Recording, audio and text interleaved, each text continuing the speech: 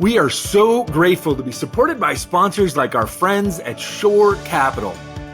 In today's venture capital world, it's not just about cash. It's about relationships. Capital is harder to find, limited investors have fewer managers that they can trust, and the industry is just filled with far too much hype. Shore Capital is an early-stage venture fund investing in the world's most ruthlessly iterative founders, helping its limited partners to find founders who are solving the world's most dynamic problems, teams that excel in mastering the idea maze, teams moving with a rapid, iterative velocity and demonstrating radical resourcefulness. Shore Capital doesn't just write checks, though. They become fractional co-founders when needed, offering strategic support, high-leverage relationship development, and a deep commitment to the long-term success of their portfolio companies. If you are a ruthlessly iterative founder with a bold vision or a limited investor seeking sustained access to the brightest big thinkers of our time, Shore Capital wants to meet you. So visit shorecapital.notion.site to learn more. We are so grateful to be supported by these community champions: Sales MD, Team Friday, Realist Lab, Kiana Patterson, Diego Chavez, Jer Boucher, Heather Ryder, Janine Sua, Lily Roca, and Steve Kernan. Hey, hi, it's me, and it's Friday, November 6th, and I am back here with another episode 66 of Stoppage Time with me, Uncle Rob. A lot going on this week in my world, and also altogether nothing going on this week in my world all at the same time. And I'm going to explain more about that in a minute. But first, I want to talk to you about why we tell the stories that we tell. As I listen back to this week's episode of Entrepreneurial Thinkers, which dropped on Thursday, with my friend Rocío Fonseca, the founder of DREI Ventures in Santiago, Chile, it brought back a flood of so many memories and so much nostalgia for my time well spent living and working across Latin America and in Chile specifically over the last 10 years.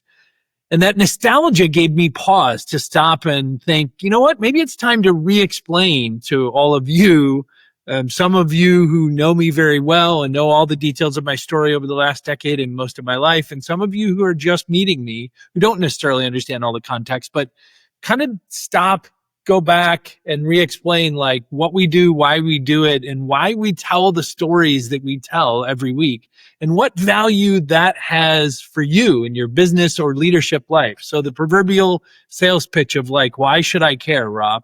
Why does this matter? Why am I doing this? Why do we do it now? Why do we think it's important? Why should you care? So first things first, I'm sitting here with right behind me, see if I can pull it into screen, a pair of crutches. Make sure I don't drop those on me. Sitting here with a pair of crutches just behind me off camera because this last weekend I injured my left knee while on a walk to pick up some groceries. If you know my story and you follow along here or on socials, you know that I am a diligent walker every day, 3 to 4 to 5 miles per day, 5-6 days a week. And that I regularly, every couple of days, walk to my local mercado, my grocery store, to pick up the food that I need for the few days. And that's just kind of become my routine. It's a very non-American traditional routine. It's a very European/Latin American, outside the U.S. type of routine, but that's what I do. And this particular afternoon, after having some pain in my knee for a few weeks, but I always just chucked it up to kind of like an old worn out pair of shoes or just general discomfort because I'm 57 years old and I walk a lot, that my knee started to clinch up. It started to really tighten up and it blew out, let's just say. So I'm still sitting here now a week almost later, or a little bit over a week later, waiting on some results of an MRI and kind of what comes next to understand the damage in the knee. But suffice to say, since that late night, I've basically been here, sort of sequestered in my apartment in the Hollywood neighborhood of Los Angeles, resting, icing, compressing, and elevating my knee as I figure out what I need to do next. So just so you know, usually online broadcasts like this, the joke is always, business up top and then party down below, right? Well, like nice shirt and a pair of shorts or something and flip-flops. Well, today with me, it's business up top and then crutches and a wrapped knee down below. But as I've said to Deanna a few times and I've said to a couple of friends, in this last week. Like, I am damn glad that I earned my living with my voice and my brain and not my legs, because my legs aren't super useful right now. So beyond that, getting to the point of today's little visit with you, a few fun details I wanted to share with you that you may or may not know about me and about our podcast. So first things first, why is it called Stoppage Time with Uncle Rob?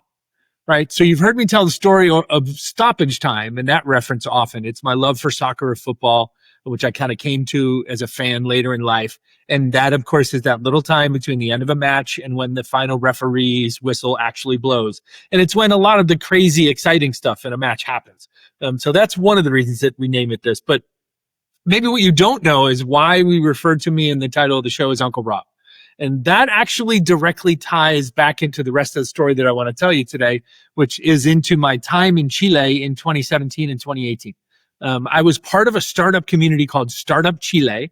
And if you can imagine, if you understand startup communities or peer groups or startup accelerator programs, et cetera, in any of your experiences, you know that those are mostly populated, like any fellowship organization, mostly populated by younger people. So at that time, in my late 40s, I was by far the oldest member of this community. And in fact, the vast majority of my peers at the time were between, say, like ages 20 and 28, which back then was pretty parallel to my daughter's age. So I instantly became kind of the trusted, more experienced, older friend. I became kind of the group's default mentor. And as we socialized more and more in the early months that I was there, I was also sometimes kind of a shoulder to lean on, a big brother, sometimes a dad-like figure.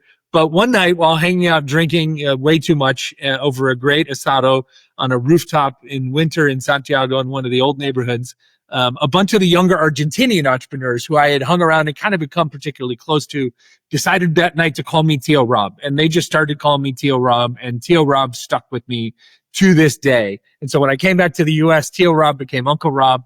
And when we thought of this, Deanna and I thought of this more personal conversational show that we share with you each Friday, we just thought it would be fun to kind of pay homage to that part of my personality, which, as I said, even here in LA now, there's a whole generation of investors, entrepreneurs, of leaders that have kind of begun to come to know me as Uncle Rob, which is just kind of funny. So that's a role that I'm lucky and I'm proud to serve today, no matter who attaches it to me. But that gives you a little bit of insight into part of why that is what we call this show. But the second story that I want to share with you, really, which I think is really a cool story that if you're close to me, you've heard a million times. But if you're not as close to me, you may not have ever heard me talk about. And that's a shame on me kind of thing. But it's about my whole journey of being invited to that startup community in Chile in 2016. I was in my late 40s, having never fully lived like outside the United States in my life in any way. I took the leap and moved to South America. I had the encouragement of my daughter, Riley, who by that point herself had finished university and had studied and lived abroad a few times, ironically once in Argentina. So my kid had even spent time living and working and learning in Argentina before I did. So I leapt in completely into this new life chapter, having already leapt into the building of the then consulting business of ours in Mexico with my former partner and now great friend, brother for life, David Baguero. But when I moved, as I always say when I tell this story, I trashed, donated, or sold literally everything I owned. The car, the apartment, the TVs, the furniture, everything. I mean, everything. And I moved to South America. I essentially moved my entire life in my late 40s with just one suitcase, pretty good sized suitcase, one laptop bag, and one backpack. And that was it. That with like 2 storage bins that I left here, the little Walmart plastic storage bins that I left here with some family memorabilia with my daughter. But that is it. And I lived essentially nomadically out of those 3 bags. I replaced the bags a couple of times, but out of those 3 bags, roughly until 2024, when I moved into, I got accepted to get this beautiful apartment that I live in now here in Hollywood that you're seeing when I'm recording these podcasts, because this is the Kitchen Studio podcast central for our business. But if you ever want to ask someone about what it's like to toss aside any midlife crisis or the idea of a midlife crisis and instead plunge headfirst into what I can now tell you was the best, healthiest, and also scariest personal reinvention ever, you can ask me. I've got years of stories to tell you about what I call kind of my pragmatic optimist journey around the world. And it all does tie back to my experiences in Chile, as Uncle Rob. And that brings me to this week's entrepreneurial conversation with my friend, Rocío Fonseca. And why do I say friend, Rocío? I use that vernacular a lot, even with people I don't know that well. It's a way for me to disarm people and make people feel more comfortable. But in this case, Ro is truly a friend. And she is a friend because when I first landed in Chile with no friends and no contacts and no context, a literal world away, like 10,000 kilometers away from everything that I knew in my life up to that point, which I had just artfully blown up to bet on something new and different for myself.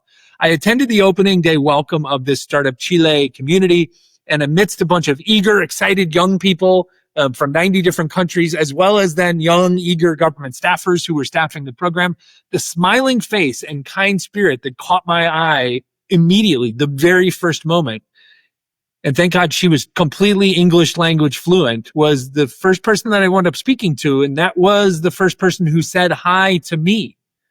And this was Rocío Fonseca. After all, she was at that point also the boss. She was the executive director, aka CEO, of this massive national government program, which I was now joining. She was the person that when other peers in my community, the younger peers in my community looked at, they were like, well, I can't go talk to her. Like, she's the boss lady, right? And yet I looked at her and I thought, oh, she looks a bit older than everybody else. She was still pretty young, looks a bit older than everybody else. She speaks English. She's smiling at me. She's telling me hello and welcome. Like, maybe I could build a relationship with her. And I did. And I was so grateful because my friendship with Rocío helped me to navigate that programmatic experience and that community experience. And really, it just helped me to put myself at ease with my belief that I could indeed, in my late 40s, reinvent my life and tackle this whole new place called South America. While standing there, kind of as the sore thumb in the group, right, as the old gringo white guy from Southern California. Almost like a stereotype, right? A caricature. It was ultimately her kindness and a welcoming spirit that made me feel like everything would be okay. So this week, when Ro and I got to sit down for this conversation, it struck me that we'd not really spoken live since 2018. So literally like 7-8 years in our lives, we had not actually connected and had a conversation. Yes, we kept up via social media and lots of DMs over the years, as I do. She'd gone on to marry the guy that she was with when I was there. They'd had a baby. She'd become the executive director, CEO of yet another huge national government agency in Chile. And then now the co-founder of her own innovation firm with her two partners at DREI, where they advise some of the up and coming and biggest corporations in Chile. And if you understand the Chilean economy, you understand that it is an economy that is both deeply integrated with the rest of the world and also very insular in some ways. And it is an economy that is driven dominantly by a small sector of very, very large, strong corporations. Yet those corporations, because they are as far away from the rest of the world as they are, and they are kind of in their own markets in the South American market as they are, they tend to not be as innovative, not be as forward-thinking, not be as advanced as some corporations might be here in the United States or in Europe or in other places around the world, including Asia. And so she's doing work, taking all this vast experience, understanding and having mentored and advised and guided literally tens of thousands of startups from around the world and from inside her own country. She's applying that in partnership with two other incredible Chilenas, incredible Chilean women of her same generation. And they are helping to go inside to innovate and redesign the future growth, economics, models, efficiencies, operating strategies of some of the biggest and most fast-growing companies in Chile and eventually, I'm sure, across the region.